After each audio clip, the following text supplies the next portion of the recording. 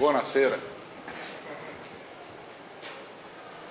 O tema de hoje, com certeza, é uma das características principais da Escola Austríaca de Economia, porque toda a mainstream econômica trabalha com mercados em equilíbrio, sejam os keynesianos ou os não keynesianos. E a Escola Austríaca, desde as suas origens, na Escola de Salamanca, o primeiro a observar isso foi Juan de Mariana, sempre viu os mercados como processos que estão sempre em andamento, que convergem para o equilíbrio, mas não atingem esse equilíbrio.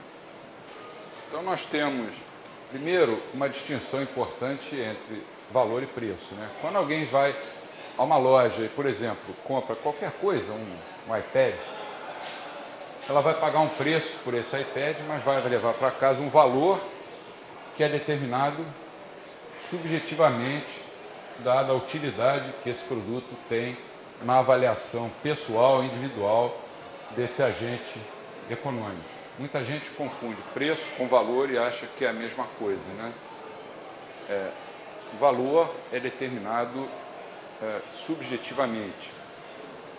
Desde os primeiros pensadores, como São Tomás de Aquino, que essa pergunta vem sendo formulada. Por que alguns bens, alguns produtos, alguns serviços têm valor e outros não têm valor? São Tomás de Aquino percebeu que o valor dependia da utilidade, né, utilitas. Quanto mais útil for um bem, maior deve ser o seu valor. E também da raridade, raritas em latim, ou escassez. Faltou a ele juntar as peças da teoria e dar a resposta que levou mais ou menos 700 anos para ser encontrada, que é o valor depende da utilidade marginal. Depois de São Tomás de Aquino, entre São Tomás de Aquino e Adam Smith, nós tivemos os escolásticos, ou pós-escolásticos, como são conhecidos, principalmente na Universidade de Salamanca, né, na Espanha. Há um livro bastante recente que vocês podem baixar, tanto em PDF como no formato para iPad, no site do Mises americano, www.mises.org, chama-se Os Grandes Economistas Austríacos, em inglês. Tem 800 páginas, eu esqueci agora o nome do autor, alguma coisa como Alcombe, com H. Esse livro simplesmente é sensacional, e o capítulo dedicado aos escolásticos é uma obra-prima. Juan de Mariana, ou chamado Padre Mariana, foi um precursor quase que direto das ideias de Karl Menger. E em determinado ponto do livro, o autor, cada capítulo é escrito por um autor, né?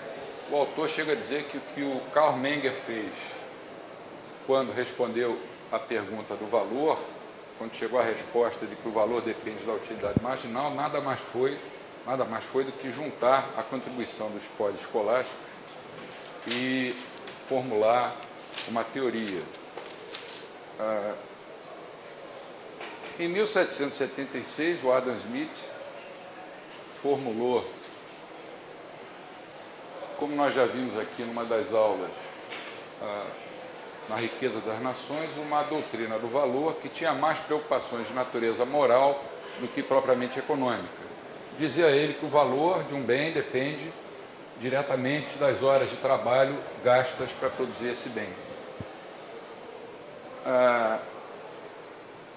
Ele estava preocupado em ressaltar a importância do trabalho como uma virtude, vamos dizer, judaico-cristã.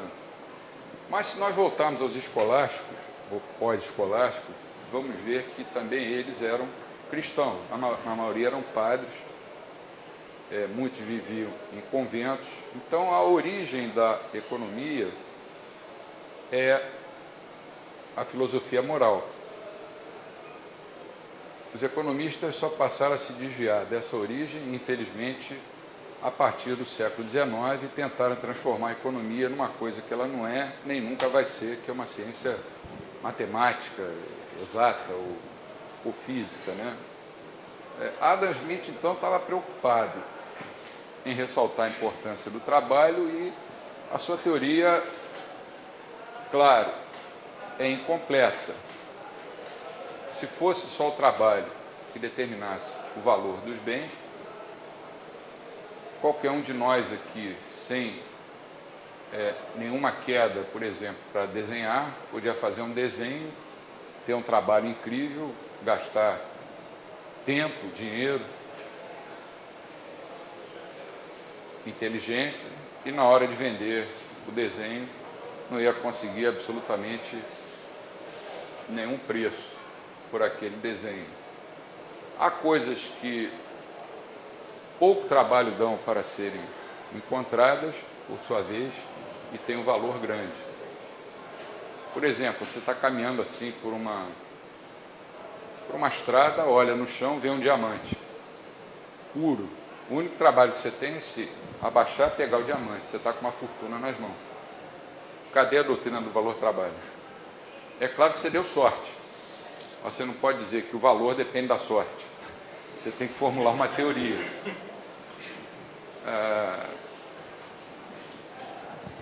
Antes de Adam Smith, nós tivemos Richard Cantillon, um economista brilhante que deveria ser considerado, em todos os sentidos, o fundador da moderna ciência econômica. Ele escreveu uns 50, 60 anos antes de Adam Smith e tem muitos elementos austríacos também na sua obra. No seu livro, que eu mostrei aqui na primeira aula, né? Pode ser também comprado no site do Instituto Mises do Brasil. Cantillon foi, talvez, se o Menger foi o pai dos austríacos, Cantillon foi o avô e os pós-escolásticos foram os bisavós. E o São Tomás de Aquino foi o tataravô. Então, toda essa tradição vem inicialmente do pensamento católico, depois, com Adam Smith, você já tem o pensamento protestante, mas, no fundo, a economia estava preocupada em resolver problemas de natureza moral, de filosofia moral. O Cantillon escreveu um tratado sobre economia que abrangia, na época, praticamente todos os temas ligados ao tema.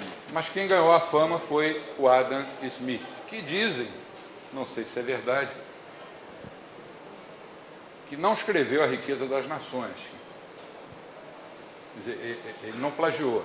Ele simplesmente ditou o livro enquanto o seu mordomo escrevia. Foi um ex-professor meu que me falou isso, especializado em história de pensamento econômico, leu isso em algum lugar, por isso o livro tem tantas páginas, né? É muito fácil você ficar em pé, fumando um cachimbo, como ele fumava, e dizendo, escreva aí agora. Agora não, risque isso aí, escreve isso. Então, mas o livro é do Adam Smith. É uma defesa brilhante do liberalismo. A Riqueza das Nações tem passagens simplesmente maravilhosas, mas na hora de falar do valor, o Adam Smith, como se diz na gíria, escorregou feio. Finalmente, aquele ano ali está equivocado, é 1871, nós tivemos a publicação simultânea de 3 obras que responderam finalmente à questão do valor. William Stanley Jevons, em Londres, Leon Walras, em Lausanne, na Suíça, e o nosso querido Carl Menger, em Viena, na Universidade de Viena. Para esses autores, o valor depende da utilidade marginal, que é a utilidade ou valor subjetivo que cada agente atribui a um determinado bem em um determinado momento do tempo. Lembra do exemplo que eu dei da pessoa morrendo de sede e que passasse por ela alguém bastante malvado, com 20 copos de água geladinhos e oferecesse a ele: quanto você me dá pelo primeiro copo? Naquele momento, como a água era escassa, o sujeito estava quase morrendo de sede, e tinha uma utilidade marginal tendendo a mais infinito, simbolicamente, né, porque eu não quero ser matemático, mas às vezes a gente se lembra desses termos, o sujeito estaria disposto a pagar uma fortuna pelo primeiro copo d'água. Aí ele bebeu o primeiro copo, no segundo copo ele talvez ainda estivesse com sede, talvez estivesse disposto a pagar também uma fortuna, mas menos do que no primeiro. No terceiro, no quarto, no quinto, no 10º copo d'água, naquele momento a sede dele já estava saciada, ele não ia mais querer saber de beber água e o valor da água, daquele 10º copo, daquela 10ª unidade, seria menor do que do nono menor do que o oitavo, do oitavo menor que do 7º, ou seja, a utilidade marginal, a utilidade na margem, ou valor na margem de cada unidade consumida sucessivamente de um bem ou serviço tende a ser decrescente. Essa foi a grande descoberta, o eureka, ou como dizem os franceses, voilà, que 3 pessoas, no mesmo ano, por incrível que pareça, a ciência econômica tem umas curiosidades, né, que só ela possui. Um psicólogo já ganhou o Prêmio Nobel de Economia, só para vocês terem uma ideia. Jamais um economista vai ganhar um Prêmio Nobel de Física. Mas é uma curiosidade. Curiosidade essa que tem uma importância histórica importante para o desenvolvimento de tudo que veio depois. Porque enquanto Jevons e Walras, influenciados pelo modismo da época, que era o positivismo, que considerava como ciência apenas a área do conhecimento que utilizasse o instrumental matemático, eles levaram a coisa para o lado da matemática. Utilidade marginal, na margem. Margem lembra acréscimo lembra derivada, e começaram a fazer gráficos e funções matemáticas para descreverem a nova lei. Enquanto isso, o Menger, na tradição dos pós-escolásticos, manteve uma tradição subjetiva no seu conceito de utilidade marginal. Do Menger, como vocês sabem, nasceu a escola austríaca, ele influenciou uma segunda geração, da qual os membros mais proeminentes foram, sem dúvida, o Eugen von Bavière, que chegou a ser ministro das Finanças por 2 períodos na Áustria, e um outro economista chamado Friedrich von Wieser.